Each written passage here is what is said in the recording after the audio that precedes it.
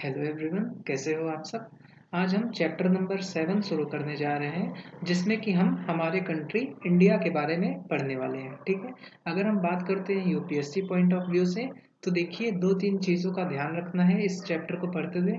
पहला, tropic of cancer जो है वो कौन कौन से स्टेट से इंडिया में पास करता है। दूसरा, कि वो कौन कौन सी सिटी है उस स्टेट में जिससे कि ट्रॉपिक ऑफ कैंसर पास करता है।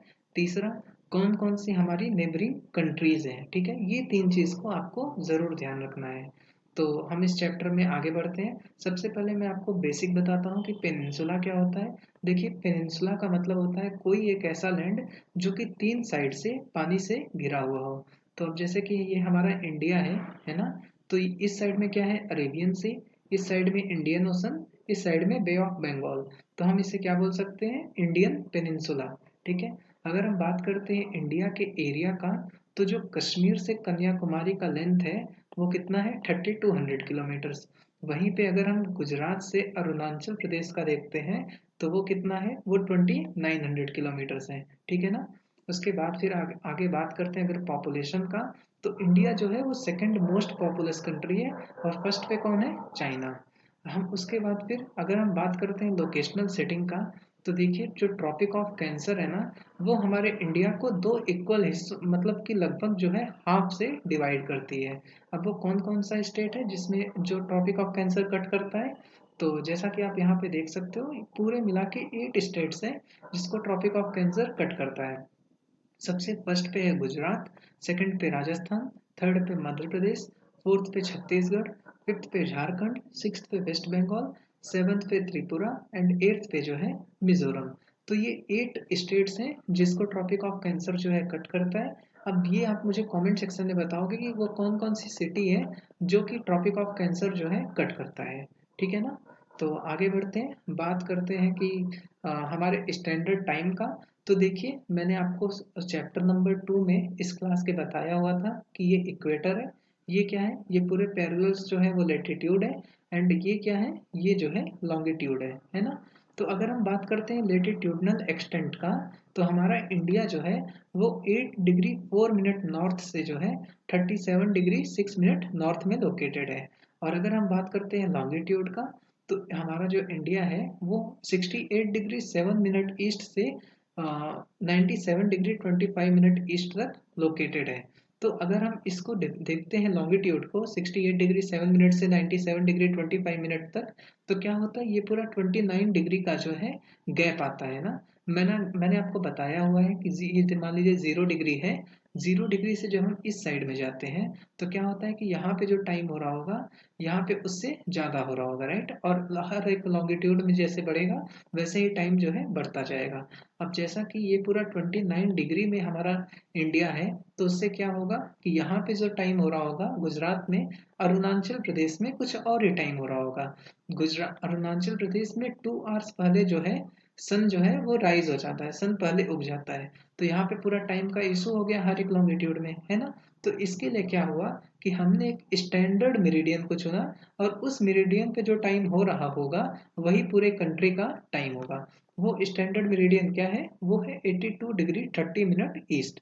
तो यहाँ पे जो टाइम हो रहा होगा वही टाइम पूरे कंट्री में हो रहा होगा। मैंने आपको ऑलरेडी बताया हुआ है कि स्टैंडर्ड मेरिडियन ऑफ इंडिया कौन कौन से कंट्रीज से पास करता है, कौन कौन से स्टेट से पास करता है इंडिया में।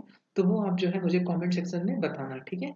अब हम बात करते हैं, सबसे इम्पोर्टेंट बात है कि मैंने आपको क्यों बोला कि आप ट्रॉपिक ऑफ कैंसर से कौन कौन से स्टेट, वो ट्रॉपिक ऑफ कैंसर कौन कौन सा स्टेट कट होता है वो आपको बताना है। जैसा कि आप यहाँ पे देख सकते हो, यूपीएससी ने 2008 में ये क्वेश्चन पूछा हुआ था कि कौन सी सिटी जो है वो इक्वेटर के सबसे नियरेस्ट में है। तो आपको ये चीज़ पता होना चाहिए कि इक्वेटर कौन कौन सी कंट्रीज को कट करता है, ट्रॉपिक ऑफ कैंसर कौन कौन सी कंट्रीज को कट करता है, ट्रॉपिक ऑफ कैप्रिकॉर्न कौन कौन सी कंट्रीज को कट करता है, और वो कौन कौन सी सिटीज हैं जो कि इनके नज़दीक में है या फिर इनके द्वारा कट होती हैं। ठीक है। तो आगे बढ़ते हैं, बात करते हैं अगर इंडिया के नेबर का, तो हमारे पूरे 7 नेबर्स हैं। कौन कौन से, Pakistan, Afghanistan, Nepal, China, Bhutan, Bangladesh and Myanmar. ठीक है ना। तो ये पूरे हमारे 7 नेबरिंग कंट्रीज है, और 2 आइलैंड कंट्री हो गया, एक श्रीलंका एक मालदीव्स। ठीक है। तो आगे बढ़ते हैं और देखते हैं कि आपको मैंने ऑलरेडी बताया हुआ है कि श्रीलंका जो है इंडिया से कैसे, मतलब ये देखिए बीच में जो है यहाँ पे पाल्क स्टेट है जो कि इंडिया और श्रीलंका को अलग करता है ना। अगर हम बात करते हैं हमारे इंडिया के डिवीजन का, पॉलिटिकली डिवीजन का बात करते हैं, तो हमें पता है कि हमारे 28 स्टेट्स हैं एंड 8 जो है वो यूटीज है ना। और अगर हम इसे फिजिकली डिवीजन देखते हैं, मतलब कि फिजिकली कौन कौन से फीचर्स हमारे इंडिया में प्रेजेंट हैं, तो हम बोल सकते हैं कि हमारे इंडिया में माउंटेन भी देखने को मिलता है ना, प्लेट्यू भी देखने को मिलता है, प्लेन्स भी देखने को मिलता है, और कोस्ट भी देखने को मिलता है, और तो और हमारे पास आइलैंड भी है ना। तो ये सारे फीचर्स जो है इंडिया में प्रेजेंट हैं। सबसे पहले अगर हम बात करते हैं माउंटेन का, ठीक है, तो हम क्या बोलते हैं, उन्हें हिमालय बोलते हैं। अगर हम हिमालय के मीनिंग की बात करते हैं तो हिमालय दो वर्ड से बना है, एक हिम और एक आलय। हिम का मतलब होता है स्नो यानी कि आइस, बर्फ, और आलय का मतलब होता है होम, हाउस, यानी कि बर्फ का जो हाउस घर हो गया उसको हम लोग हिमालय बोलते हैं।